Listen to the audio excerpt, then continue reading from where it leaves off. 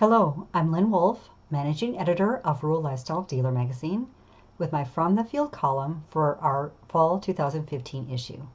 Don't be an order taker. Describe your sales team. Would you use words like dedicated, knowledgeable, and customer focused? Maybe you've even said this a time or two. They'll do whatever it takes. One manufacturer executive offered his own description of many of the dealership salespeople he meets. Order takers. Dealers aren't imaginative, he says.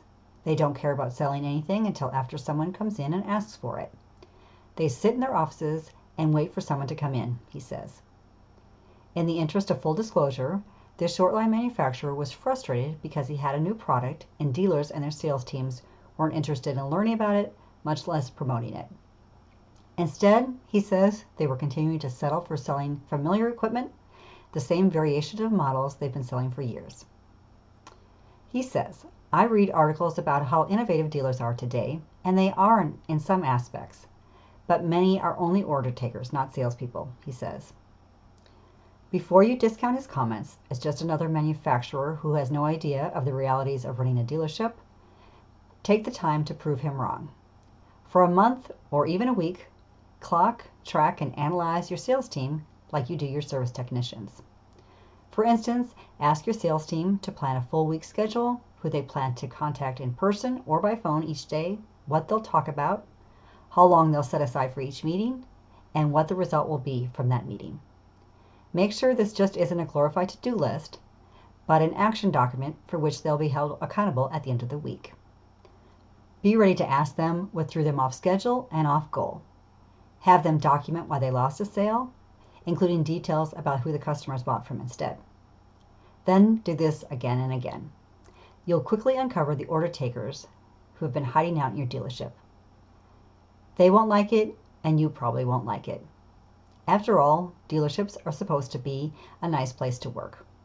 Who wants to work in an aggressive environment? Your salespeople, that's who.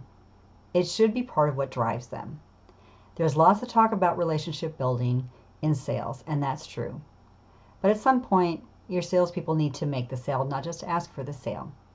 And not just to make quotas, but because you know you're selling the best equipment for your customer, and you need to keep your dealership in business long enough to sell them that next mower or tractor. To grow, seek the unfamiliar, and don't be an order taker. Our judges recognized 2 dealerships this year in our 2015 Dealership of the Year program, as each achieved excellence among their peers. Congratulations to Prairie Coast Equipment of Alberta and British Columbia, our multi-store dealer, and Kelly Tractor and Equipment of Longview, Texas, our single-store dealer. Learn from them what it takes to achieve Dealership of the Year status. Data leads to knowledge, and in this issue, we're debuting our new column, Rural Equipment Intelligence. The column drills down to data specifically targeted for the rural lifestyle market, so you can track what's happening to prepare for what's next.